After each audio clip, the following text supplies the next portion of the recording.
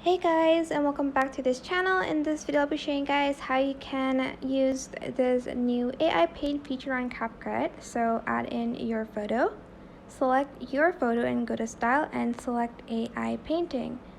Now you have options now like Gothic girl, Gothic boy, shadow doll. Oh, it's actually an AI photo, sorry.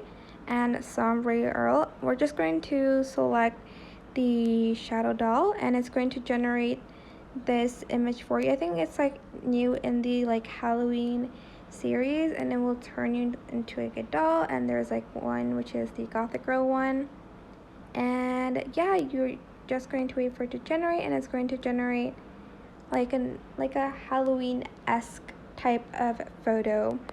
There's also like versions for like men as well there, but yeah, that is it. I hope this tutorial was helpful for you guys. Don't forget to like, comment, share. Also subscribe to this channel if you haven't done that already. If you have any questions, just leave it in the comment section down below and I'll try my best to answer them all for you guys. And if you found this video helpful, please click the thanks button above the description box down below. Thank you so much for watching this video. Bye!